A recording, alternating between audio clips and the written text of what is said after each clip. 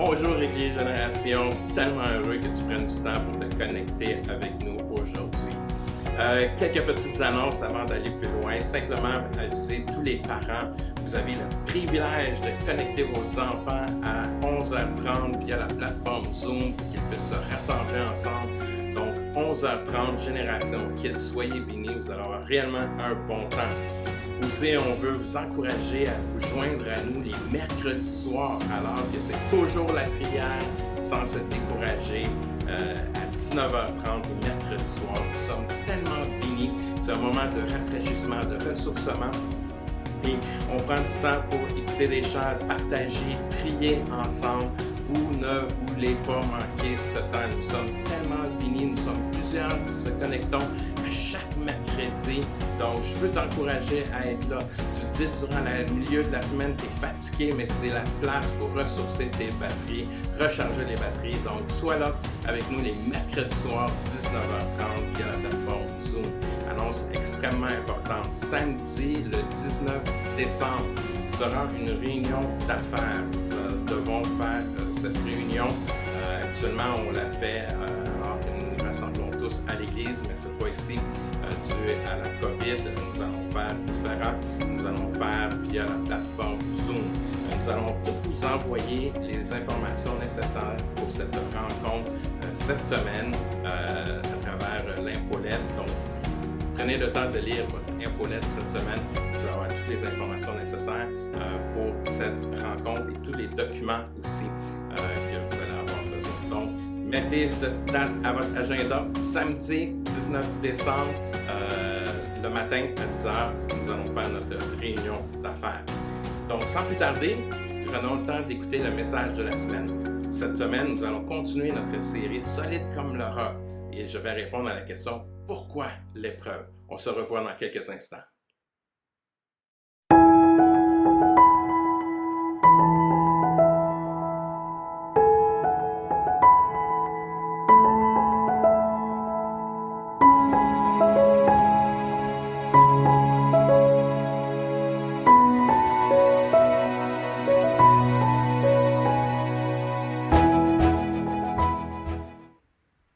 Bonjour, si vous venez juste de vous joindre à nous, je me présente, mon nom est Éric Lafleur et je suis pasteur à l'Église Génération.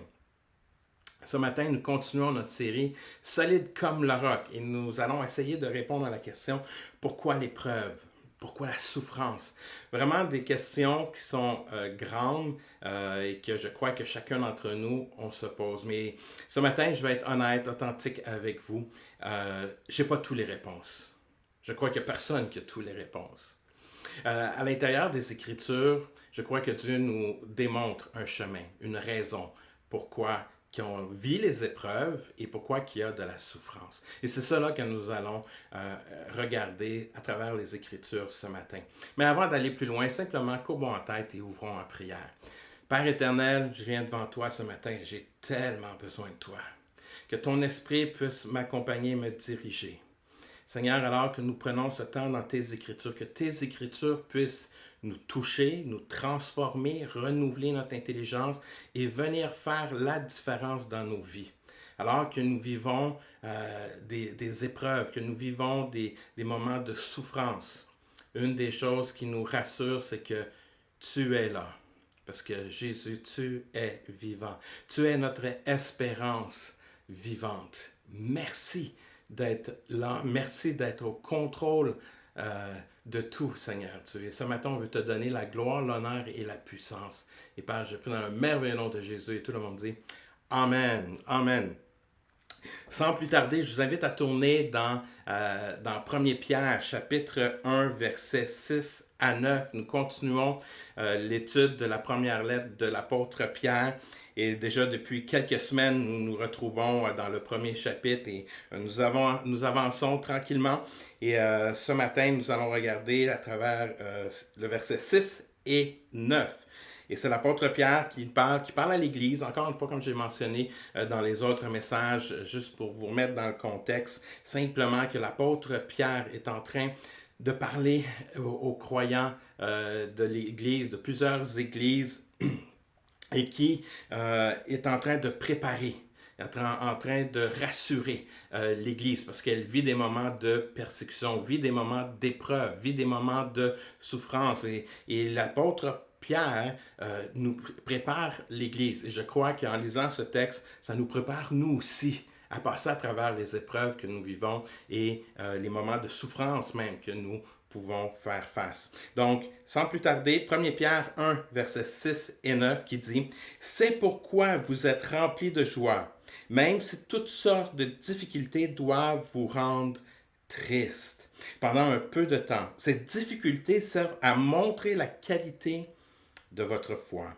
L'or peut s'abîmer, pourtant on le met dans le feu pour voir s'il est pur. C'est pareil pour votre foi. Elle est plus précieuse que l'or, mais elle est aussi mise à l'épreuve. Alors que Jésus-Christ paraîtra, vous recevrez l'honneur, louange et gloire à cause de la qualité de votre foi. Jésus, vous ne l'avez pas vu, et pourtant vous l'aimez. Vous ne le voyez pas maintenant, et pourtant vous croyez en lui. C'est pourquoi vous êtes remplis d'une très grande joie, une joie si grande qu'on ne peut même pas en parler. Cette joie, vous l'avez parce que vous êtes sauvés. Voilà la récompense que vous gagnez en croyant en Jésus-Christ. Voyez-vous, l'apôtre Pierre, alors qu'il prépare l'Église et qu'il dit à l'Église que l'Église est appelée à vivre des moments difficiles, qu'elle va vivre des épreuves. Et la réalité, il va dire qu'ils sont multiples, de toutes sortes d'épreuves. Et j'aime ce terme, alors qu'on regarde dans le grec, le terme va être poikilos, qui veut dire les couleurs variées. Voyez-vous, en design, on va parler de la palette de couleurs. Il y a plusieurs couleurs à l'intérieur qu'on peut utiliser, mais qui démontrent aussi toute la variété de qu'est-ce qu'on peut expérimenter et vivre. Et la réalité, et qu'est-ce que je trouve intéressant à travers cela, que ça nous démontre la diversité, parce qu'il y a plusieurs couleurs, comment cela est représentatif aussi de qu'est-ce qu'on vit. Les couleurs sont utilisées pour démontrer souvent nos émotions ou pour essayer de faire vivre les émotions. Dernièrement, je suis en train de prendre un cours d'infographie, design, marketing, web et tout ça.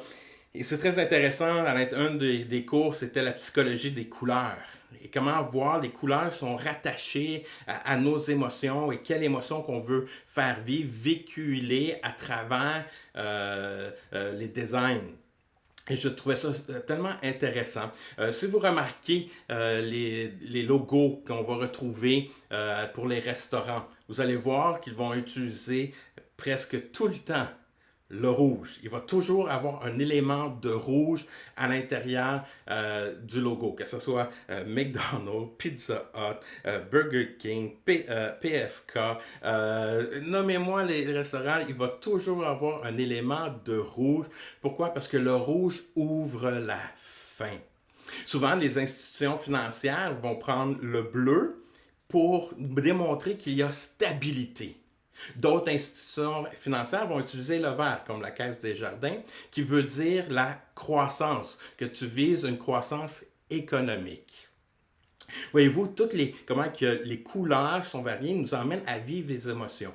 Pierre, ici, nous dit on vit des épreuves et qu'ils sont variés. On va vivre des émotions différentes à travers notre vie à cause que nous vivons des épreuves. Et à travers ces épreuves, il y a tellement de variété qu'on ne vivra pas toujours la même épreuve. On vit des épreuves différentes. Voyez-vous, on vit des émotions. C'est comique, dernièrement, j'ai fait la mise à jour de mon appareil, mon cellulaire. Et ils ont ajouté au-delà de 100 nouveaux icônes. Simplement, pour mieux définir les émotions qu'on peut vivre. Déjà qu'il y avait plusieurs emojis, là, ils en ont ajouté encore une centaine pour essayer qu'on puisse communiquer avec un petit icône. La variété des défis que nous vivons. La variété des situations et des épreuves. Présentement, tu peux vivre des épreuves qui vont être reliées aux émotions. Tu peux vivre des épreuves présentement qui sont relationnelles, des épreuves qui sont spirituelles, des épreuves financières, des épreuves physiques, des épreuves mentales. Ce matin, j'aimerais ça te dire, peu importe l'épreuve que tu passes à travers, j'aimerais ça te dire que tu n'es pas seul. Parce que la réalité, souvent, quand nous nous retrouvons en train de vivre des épreuves, nous croyons que nous sommes les seuls à vivre cela. La réalité, c'est que nous vivons des épreuves.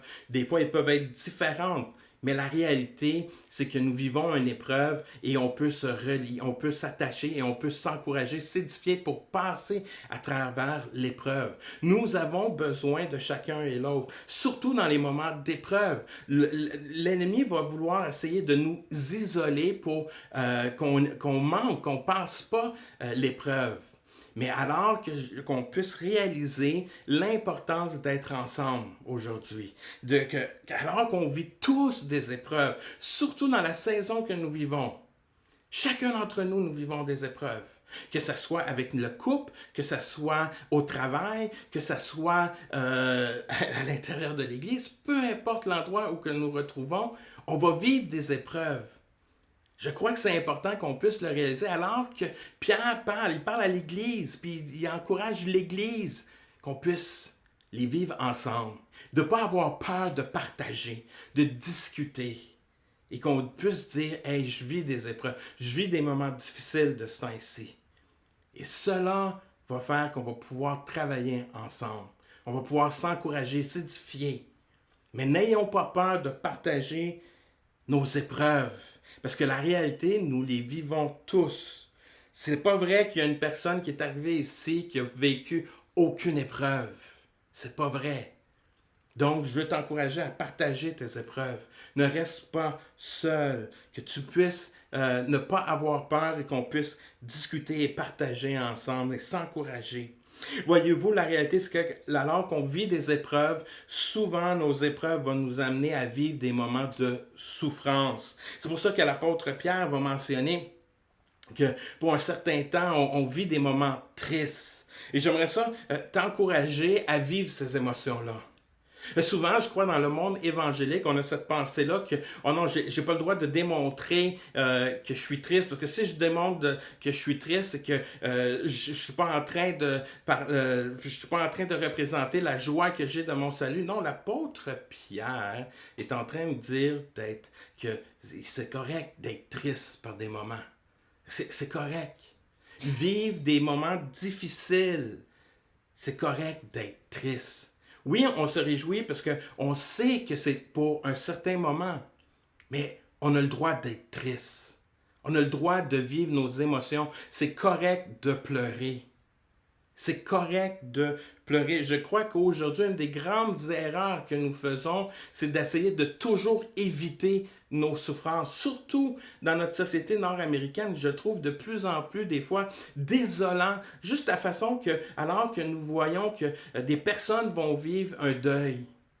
Dernièrement, j'ai été dans plusieurs des funérailles et tout ça. J'ai célébré des moments, mais de voir qu'on essaie de mettre cela de côté. Aujourd'hui, c'est comme, oui, on va faire un petit service, mais la réalité, il n'y aura pas de temps où que les gens vont pouvoir aller se recueillir. On essaie d'enlever ça, et souvent même, on essaie d'enlever tout ce côté-là qui nous fait face à la réalité de la mort. On essaie de l'enlever pour dire, OK, la vie continue, puis on oublie ça. On ne pense pas à l'après. On ne veut plus penser à cela parce qu'on ne veut plus vivre ces émotions-là. Et la réalité, c'est que, hey, j'ai perdu une personne chère. J'ai un deuil à vivre. Et c'est correct de pleurer. Il y a quelque chose qui est terminé. C'est correct de pleurer et de vivre ces émotions. Arrêtons d'essayer de vouloir tout contrôler nos émotions, mais apprenons à les vivre, à les exprimer, puis qu'on puisse avancer. Je crois que c'est important de vivre nos émotions et de ne pas avoir peur. Perdre une personne chère, c'est correct de pleurer. C'est correct. Quand on vit des moments durs, c'est normal. Je veux juste t'encourager à ne pas avoir peur. Alors qu'on vit des moments souffrants, de ne pas faire qu'on est notre tough, oh, moi je suis capable et tout ça. Non, c'est pas normal. Passons à travers. La personne qui est fort, c'est celui qui va réaliser qu'il est faible. Et c'est là que ça va faire la différence, parce qu'on va pouvoir se travailler ensemble. J'aimerais ça alors qu'on passe à travers qu'il y a des épreuves qui nous emmènent à souffrir. Je crois qu'il y a 3 types de souffrances qui sont... d'autres personnes pourraient dire probablement qu'il y a plusieurs types de souffrances, encore plus que cela. Mais je veux en parler de 3 types de souffrances aujourd'hui que nous pouvons vivre. Alors qui nous emmènent à vivre des épreuves, qu'on vit des moments de souffrance. Premièrement, la première type de souffrance, c'est la souffrance du manque d'amour. Souvent, quand on parle de souffrance, on va parler souvent du physique, mais il y a tout cet aspect-là de manque d'amour. Comment que cela est relié au péché? Comment que le péché fait qu'on vit des manques d'amour?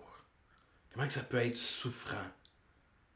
Le manque d'amour, c'est qu'est-ce qu'on vit souvent à travers dans nos lieux de travail, même dans l'Église des fois. Qu'on voit des divisions, des séparations.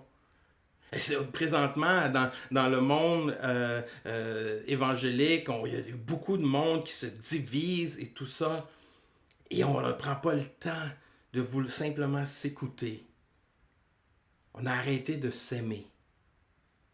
Et pourtant, Salomon nous parle de qu'est-ce que Dieu déteste le plus. Dans Proverbe 6, versets 16 à 19, il dit « Il y a 6 choses que le Seigneur déteste et qu'il ne supporte pas du tout. Le regard méprisant, la bouche menteuse, les mains qui tuent des innocents, le cœur qui prépare des mauvais coups, les pieds qui courent faire du mal, le témoin qui dit des mensonges. Mais il y a un 7e, le Seigneur déteste la personne qui provoque des disputes entre frères et sœurs.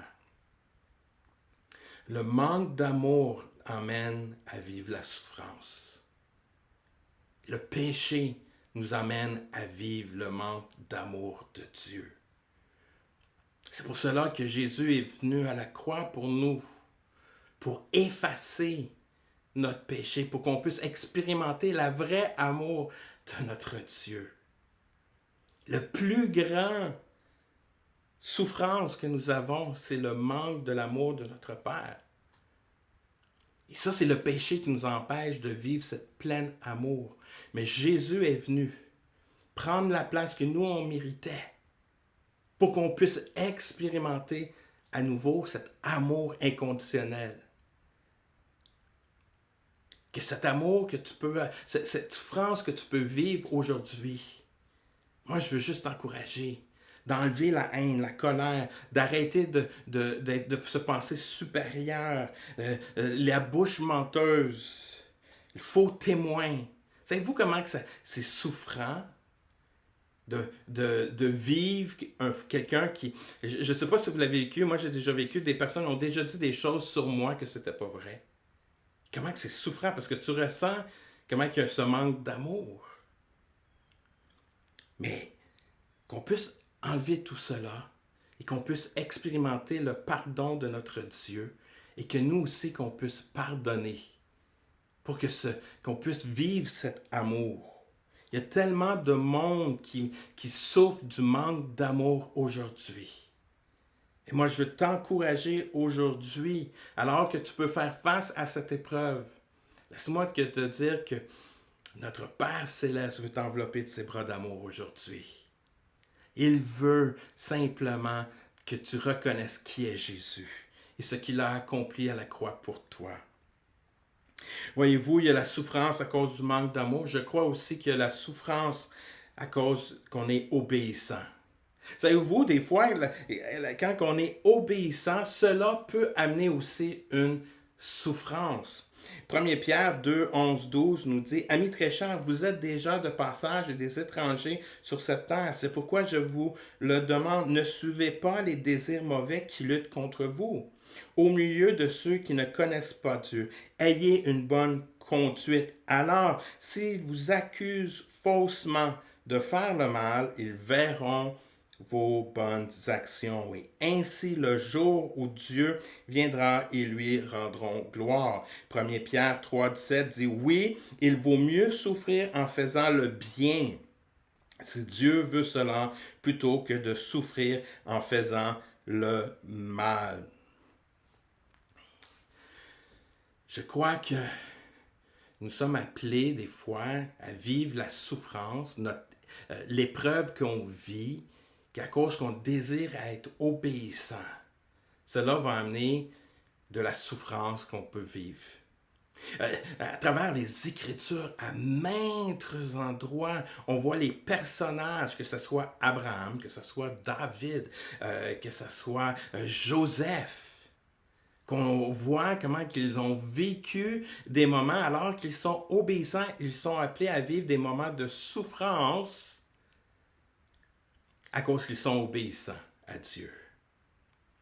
Une des histoires que vous connaissez, que je mentionne souvent aussi, cette histoire de Shadrach, Meshach et Abednego, que nous retrouvons dans l'Ancien Testament, alors que Nebuchadnezzar, le roi, demande à tous de se prosterner devant cette fausse idole, mais ces 3 hommes se tiennent debout. Ils disent non, on ne se prosternera pas devant ton Dieu. Ça les a amenés à la fournaise ardente. Voyez-vous que souvent on peut vivre des moments de souffrance parce qu'on est obéissant. Il faut s'enlever de la tête que souvent, surtout dans le domaine chrétien, qu'on voit cette pensée que quand tout va bien dans la vie d'un croyant, cela veut dire qu'il est béni de Dieu. Ça, c'est faux. C'est faux. Il y a des personnes comme l'apôtre Paul qui a subi la souffrance, qui parle d'avoir été fouetté à maintes reprises, qui a fait des naufrages. Pourtant, il était béni, mais il y avait des souffrances. Nous, on a cette pensée que quand tout va bien, Dieu nous bénit. Puis quand que ça va mal, ça veut dire que je dois avoir du péché dans ma vie. Ce n'est pas le cas. On peut vivre des moments souffrants, puis on est droit devant Dieu. On est obéissant et on va vivre des souffrances. Maintenant, c'est comment qu'on réagit à ces épreuves. Comment que je vais réagir à travers ces moments de difficulté. Alors que Dieu me demande d'être obéissant, comment que j'agis? Comment que je vais agir? Comment que mes actions, mes réactions vont avoir un impact? Voyez-vous, à travers la souffrance, même quand je suis obéissant, c'est là que ma foi va être vraiment démontrée. Je crois qu'aujourd'hui, trop d'entre nous, nous avons peur de proclamer la bonne nouvelle parce que nous avons peur de souffrir. Et pourtant, c'est notre mandat d'annoncer la bonne nouvelle. Et ce mandat-là n'est pas réservé simplement aux pasteurs. À chacun d'entre nous, nous sommes appelés à proclamer la bonne nouvelle. Jean-Baptiste a proclamé la bonne nouvelle. Oui, il a souffert, mais il a proclamé. Parce que son amour envers les gens était plus grand que de simplement dire, bon, oui, que sa souffrance. Son amour était plus que la souffrance qu'il pouvait subir. Souvent, on dit on aime les gens, mais jusqu'à où? Est-ce qu'on est prêt à annoncer, proclamer la bonne nouvelle, même si on sait que des fois, ça peut amener des difficultés, ça peut amener de la souffrance, ça peut nous amener du rejet. Je préfère vivre cette épreuve, vivre de cette souffrance, mais de démontrer l'amour que j'ai envers les gens.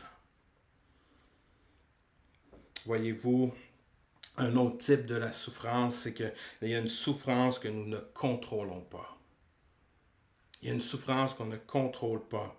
Que ce soit les tempêtes de neige, au Québec, on en vit, on commence à les ressentir, tremblements de terre, tornades, volcans, les maladies, le virus, la mort, comme j'ai parlé tantôt. Des choses que nous ne contrôlons pas. Mais une des choses que je sais, c'est qu'à travers tout cela, Dieu est au contrôle de tout. Je ne me retrouve jamais seul lors de l'épreuve. Je ne me retrouve jamais seul dans les moments de difficulté. Jésus a vécu. Il intercède auprès du Père parce qu'il a vécu la souffrance, a vécu la douleur. Et à travers cela, Dieu veut nous parler. J'aime ce que C.S. Lewis va mentionner. La douleur insiste pour être soignée. Dieu nous chuchote dans nos plaisirs, parle dans notre conscience, mais crie dans nos douleurs. C'est son mégaphone pour réveiller un monde sourd. Dieu utilise ces moments pour se faire connaître, pour que les gens retournent à lui. Les épreuves sont nécessaires. Les épreuves sont nécessaires. L'épreuve mesure notre foi. Voyez-vous, l'épreuve sépare le vrai du fake. L'épreuve va nous séparer du vrai du fake. 1 Pierre 4, 12 et 13 dit « Amis très chers, vous êtes dans le feu de la souffrance. Ne soyez pas surpris, ce n'est pas étonnant. Ce feu va montrer ce que vous valez. Si vraiment vous participez aux souffrances du Christ, soyez joyeux. Alors quand vous verrez sa gloire, vous serez également heureux et plein de joie. » Voyez-vous, l'épreuve démontre notre vraie valeur. Elle démontre la mesure de notre foi. Dans l'épreuve, où que je me retourne, est-ce que je me retourne toujours vers avec mes propres forces ou je retourne toujours vers Dieu? Est-ce que je lève les yeux vers lui? Toujours vers le haut. Une foi qui n'est pas testée n'est pas digne de confiance. Une foi qui n'est pas testée n'est pas digne de confiance. Savez-vous quoi? Dernièrement, on s'est acheté un nouveau matelas. Et alors qu'on était en train d'essayer, puis on s'étend sur un matelas pendant 30 secondes et on est là, puis OK, oui. Mais après ça, la dame, elle dit, choisissez un matelas, puis vous avez 100 jours pour réellement le tester, pour voir si vous êtes confortable. Le sommeil, c'est super important. Donc, si vous êtes confortable, c'est bien. Si ça ne fonctionne pas, ramenez-le. Puis vous allez pouvoir choisir une autre fois. Wow, 100 jours pour tester un matelas. Voyez-vous, notre foi peut être testée aussi. Elle va démontrer notre valeur. On teste tout, on veut tout tester. Vous voulez essayer un nouveau véhicule quand vous allez acheter, vous allez le tester pour voir si tout fonctionne bien. C'est normal. Mais notre foi est testée aussi. Et quand notre foi est testée, là, on est capable de dire est digne de confiance. L'épreuve nous fortifie, l'épreuve nous équipe, l'épreuve nous garde humbles, l'épreuve nous façonne, l'épreuve nous purifie. Nous l'avons vu dans les versets 6 à 9, que l'apôtre Pierre parle de l'or. Comment l'or va passer à travers le feu pour purifier, pour que l'or soit plus pur. Voyez-vous, chacun d'entre nous, on doit passer à travers l'épreuve, à travers la souffrance. Et notre foi est fortifiée, solidifiée. C'est pour ça que nous passons à travers des moments difficiles. Mais comment que nous réagissons face à cela à travers l'épreuve, c'est extrêmement important. J'aime cette illustration, cette jeune fille un jour qui passe à travers des moments extrêmement difficiles, vit des épreuves et elle va voir sa mère et elle se confie à sa mère et sa mère simplement veut l'encourager.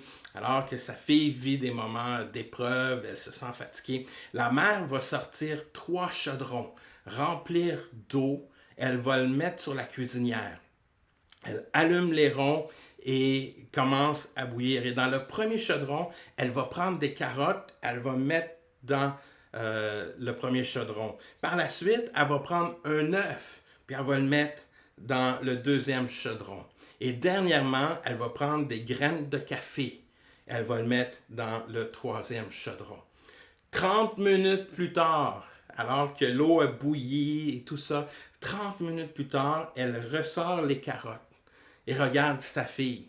Il lui dit, tu vois, les carottes ont passé une épreuve. Ils sont rentrés durs. Ils étaient durs. Maintenant, alors qu'ils ont passé l'épreuve de la chaleur, ils sont rendus molles et plus de saveur parce que ça fait 30 minutes, puis faire cuire des carottes 30 minutes de temps, c'est rendu tellement mou, c'est quasiment rendu de la purée, ça goûte plus rien, il n'y a plus de vitamines, tout est mort.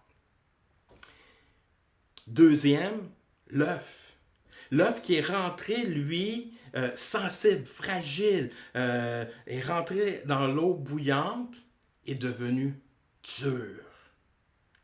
Et le troisième, les graines de café, elle prend, met dans une tasse et prend une petite gorgée. Et elle explique à sa fille. Elle dit, voici la réalité. On fait face à des épreuves aujourd'hui et tu peux avoir le cœur dur. Puis tu peux passer à travers l'épreuve, puis tu vas en ressortir avec aucune saveur mou, puis tu vas laisser l'épreuve déterminer comment tu vas devenir. Puis tu vas venir mou, plus de saveur, parce que tu vas simplement être découragé. Tu peux rentrer dans l'épreuve sensible, mais tu vas laisser l'épreuve t'endurcir. Tu vas devenir dur. Puis là, tu vas en vouloir à la vie. Ou tu peux passer à travers l'épreuve comme la graine de café, qui change les aromates de tout ce qui l'entoure. Et que tu donnes une saveur que les gens aiment. Voyez-vous que je crois à travers la façon que nous passons à travers l'épreuve peut être un endroit où que on va simplement se plaindre. On n'aura plus de saveur, on s'endurcit, on est fâché contre Dieu. Ou on peut devenir comme ces graines de café qui vont avoir un impact positif alentour de soi, même à travers l'épreuve. Voyez-vous, dernièrement, j'ai vu un documentaire sur Netflix qui s'appelle La médaille d'honneur.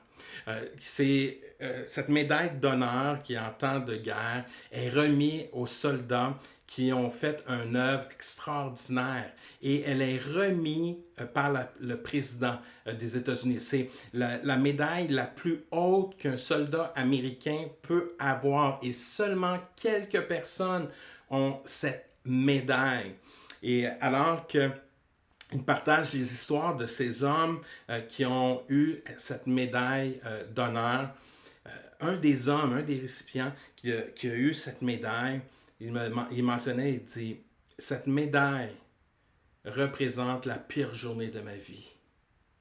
Cette médaille représente la journée que j'ai de la difficulté à raconter.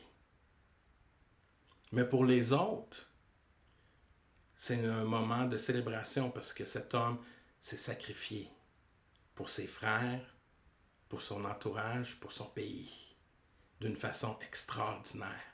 Dans le moment où il y avait la plus grande pression sur eux, le meilleur a sorti.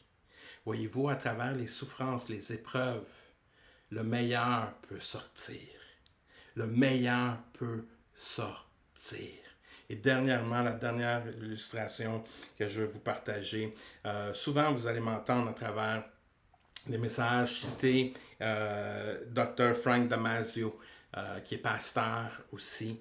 Et c'est un homme que j'apprécie beaucoup. J'ai beaucoup de ses ouvrages et j'ai même pris un cours cet été par Internet avec lui. Et quand on reconnaît son histoire, et il partage un peu son histoire dernièrement, il a passé à travers le cancer. Passe à travers le cancer. Moment difficile, moment d'épreuve. Mais il raconte qu'il n'a pas laissé le cancer déterminer ses réactions, ses actions. Il n'a pas laissé, ça n'a pas été un moment où il a dit, OK, ben là, je me concentre sur moi, simplement moi, c'est mes bobos, il faut que je passe à travers ça. Puis, non, à chaque fois qu'il allait prendre des traitements de chimio, il allait, se préparait, puis il priait pour les gens qui étaient là avec lui. Alors que les gens étaient atteints de maladies comme lui, atteints de cancer, que les personnes avaient des traitements de chimio, lui allait prier quand même. Les gens lui posaient la question, qu'est-ce que tu fais? Toi-même, tu as le cancer, pourquoi tu pries? Ah, je crois à la prière. Je crois en mon Dieu. Et je sais que Dieu est là. Je sais que Dieu veut te parler aujourd'hui. Wow! Même dans les moments les plus souffrants, le meilleur peut sortir. Laisse-moi te dire que présentement, ce que tu vis, ça peut être un moment où que tu vois le meilleur sortir de toi-même. Ne te laisse pas décourager par l'épreuve, mais laisse Dieu te fortifier. Je crois réellement que nous devons arrêter de dire nous devons arrêter de dire à Dieu comment l'épreuve est grande. Au lieu, rappelons-nous comment notre Dieu est grand lors de l'épreuve. Rappelons-nous comment notre Dieu est grand à travers l'épreuve. Qu'à travers ces moments de difficulté, à travers ces moments de souffrance, à travers tout ce que nous pouvons vivre, Dieu se reflète. La lumière qui est en nous puisse luire encore plus. Qu'elle puisse se démontrer, se dégager, qu'on puisse avoir cette aromate, qu'on puisse vraiment dégager une bonne odeur. Même si nous vivons tous des moments de souffrance. Et la réalité, nous sommes appelés à en vivre d'autres. La réalité est là. Peu importe dans les circonstances, on va vivre des épreuves différentes parce qu'elles sont multiples. Mais qu'on ne puisse pas se décourager. Au contraire, qu'on puisse réaliser qu'à travers ces épreuves, ma foi se solidifie. Ma foi se fortifie. Et je sais que les gens alentour de moi voient cela. Et cela devient un témoignage pour eux. Ne laissons pas les épreuves déterminer comment nous allons devenir. Qu'on ne devienne pas comme cette carotte ou cet œuf. Qu'on puisse être comme ces graines de café qui puissent dégager une bonne odeur. Et qu'on puisse simplement être un témoignage pour notre entourage de l'amour de Dieu. Comment que Dieu a fait la différence dans ma vie. Que Dieu, alors que je vivais un manque d'amour, il a rempli ma vie. Qu'il m'a donné ses bras d'amour. Qu'il m'a encerclé. Ce vide, ce manque d'amour, mon Père céleste me l'a donné. Et toi aussi, tu peux vivre cela, peu importe où tu es aujourd'hui. Simplement dire à Dieu, Dieu, j'ai besoin de tes bras d'amour. Je reconnais que tu es Jésus, je reconnais que tu es mort à la croix pour moi, pour mes péchés.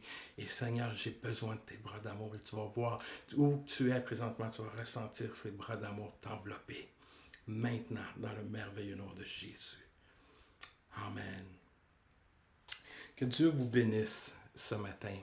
Que vous puissiez, alors que vous vivez, qu'est-ce que vous vivez, comme j'ai mentionné au début, n'ayez pas peur de nous partager, de discuter avec nous, un frère, une sœur, et qu'on puisse s'encourager, s'édifier, et que nous puissions passer à travers ces épreuves ensemble. Amen. En terminant, simplement, je vais terminer avec un mot de prière. Père éternel, merci. Merci comme, encore une fois, comme j'ai mentionné au début, tu es là, tu es au milieu de la tempête. Tu es au milieu de ce que nous vivons parce que tu es présent. Ton Esprit Saint est en nous et qui nous guide.